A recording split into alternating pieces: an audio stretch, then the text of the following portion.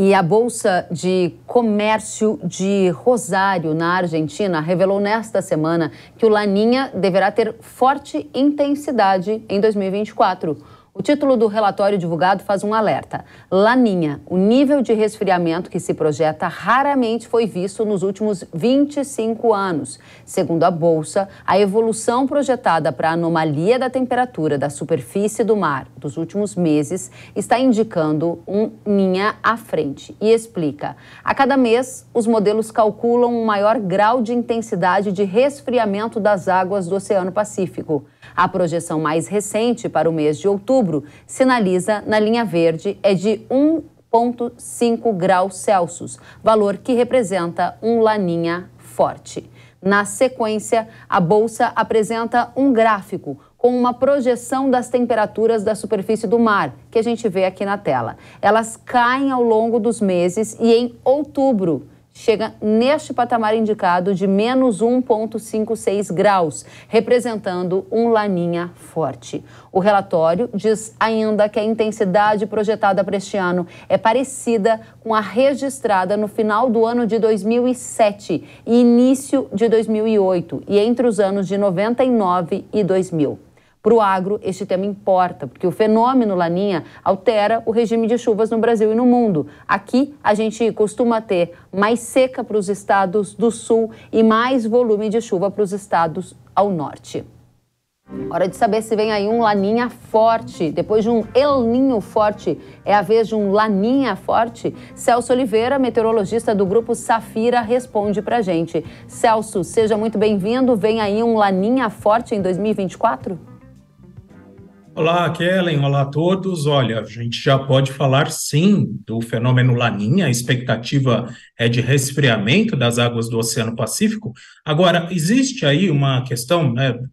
O relatório, né, da Bolsa de Rosário trabalhou com a simulação americana, né, que vem indicando uma queda mais acentuada da temperatura no Oceano Pacífico. Se olharmos outras simulações, por exemplo, simulações europeias, elas também trabalham com a hipótese de queda de temperatura, então a volta do El Niño, sim, está praticamente confirmada, porém, essa queda é um pouco mais gradativa. E aí vem um ponto, né? Se olharmos para esse El Niño, né, que estamos vivendo agora, a simulação europeia ela teve um melhor desempenho para enxergar, né, para prever aí a intensidade desse fenômeno, como ele veio se desenvolvendo. Então, eu acho que existem aí algumas dúvidas com relação à intensidade, mas sim, já devemos nos preparar para uma mudança do padrão de temperatura do Pacífico, saindo agora de um El Niño, passando rapidamente por uma neutralidade e caminhando por um fenômeno Laninha, para um resfriamento das águas do Pacífico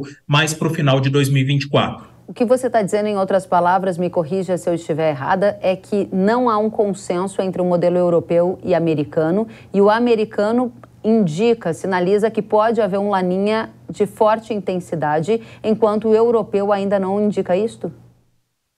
Sim, mas o importante, Kellen, é a gente perceber que os dois trabalham com o mesmo cenário de queda de temperatura. Então, nesse aspecto, águas mais frias no Pacífico, um desenvolvimento de um Laninha, parece-me, inclusive a própria NOAA nos Estados Unidos já soltou um aviso de aparecimento do Laninha no decorrer de 2024, isso me parece já mais evidente. A questão talvez entre aí nos detalhes. Aí uma simulação acaba indicando esse fenômeno mais intenso, outra nem tanto, mas as duas, isso que eu acho que é o mais importante, as duas trabalham com o mesmo vetor de queda de temperatura do Pacífico. Excelente. Então, antes da gente prosseguir com o alerta feito pela Bolsa de Rosário, a audiência do Brasil está atenta ao fenômeno climático. Você está dizendo para a gente, vem aí um Laninha. Não posso dizer ainda se é um Laninha de alta intensidade. O que a gente já pode dizer para a nossa audiência é quando os efeitos de um Laninha já começarão a aparecer em regimes de chuva aqui no Brasil, como, por exemplo, mais seca ou mais chuva, mais seca ao sul, mais chuvas ao norte. Quando esses efeitos vão ser sentidos, Celso?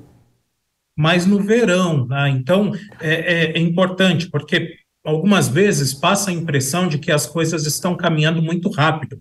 O El Niño vai acabar dentro de pouquíssimo tempo e o Laninha já vai dominar o clima, por exemplo, já no inverno ou no próprio outono.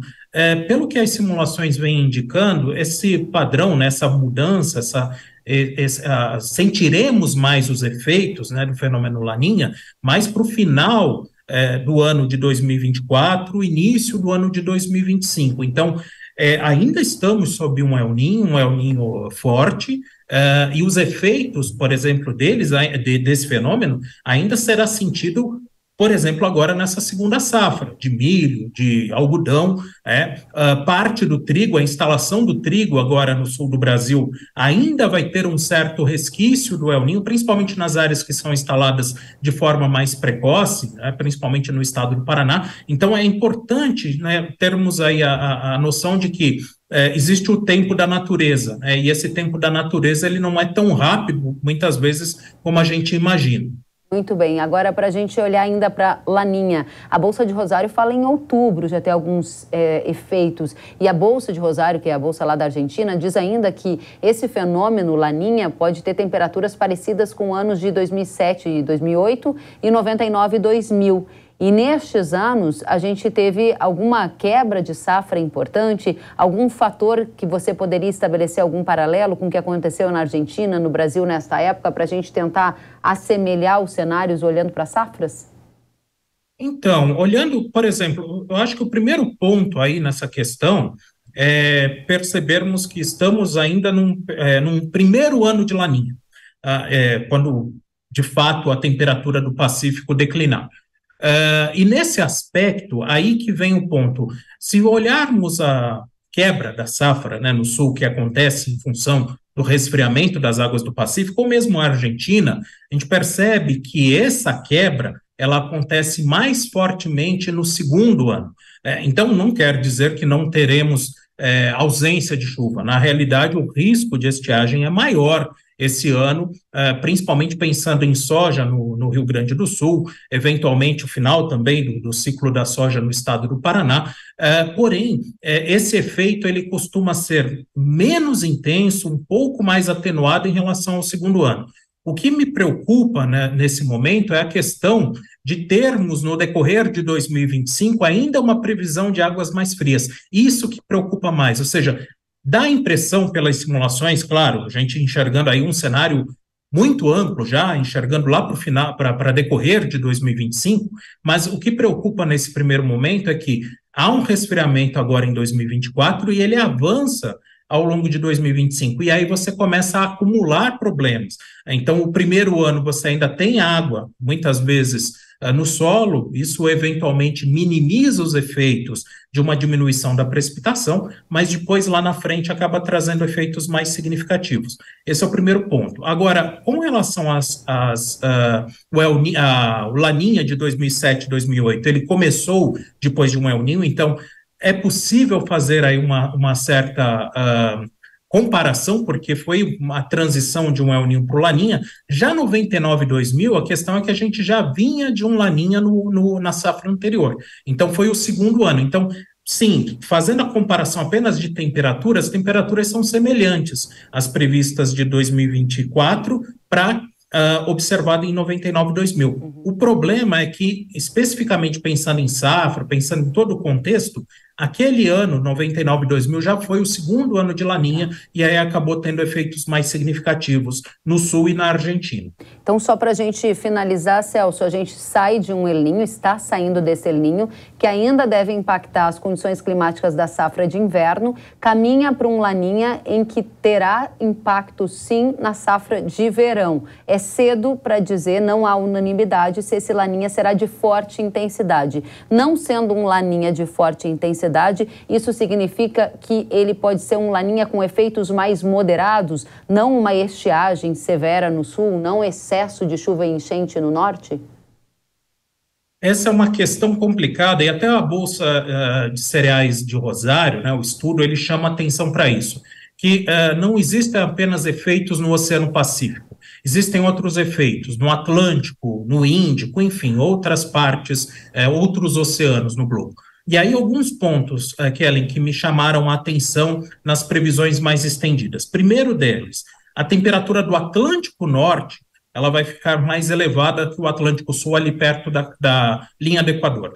Quando isso acontece, independentemente de El Niño ou Laninha, tá? Tivemos um Laninha em 2020 com estiagem na primavera e tivemos agora um El Niño, né, em 2023 também com estiagem em boa parte do centro e norte do país. E o motivo principal foi essa temperatura do Atlântico alto. Então, pensando em primavera, o que me preocupa aí é a questão do retorno das chuvas para o centro e norte do Brasil, tá? Esse eu acho que é o primeiro ponto. E com relação à questão da intensidade do fenômeno, né, e a ligação com seus efeitos, justamente eventualmente você pode ter um fenômeno não muito intenso e a soma de efeitos provocar uma consequência mais significativa. Um exemplo que eu dou é esse El Niño que aconteceu, que foi forte, mas não foi mais forte do que o 82, 83, o 97, 98, 2015, 2016. Porém, a quantidade de chuva registrada no Rio Grande do Sul e Santa Catarina foi a maior em 90 anos, olhando aí para outubro e novembro. Então, precisamos analisar também não apenas a intensidade do fenômeno, mas a questão de todo o entorno, como é que estão as temperaturas de outros oceanos, para aí sim fazermos a correlação.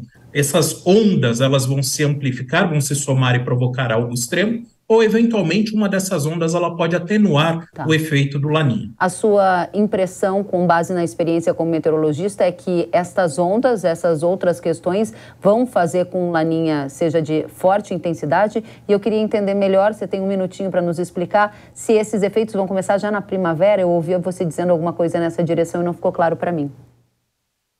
Com relação à primavera, sim, a gente já pode ter alguns efeitos desse resfriamento na primavera, mas aí eu chamo a atenção, isso é mais para o último trimestre, né, mais para o final do ano de 2024, início de 2025.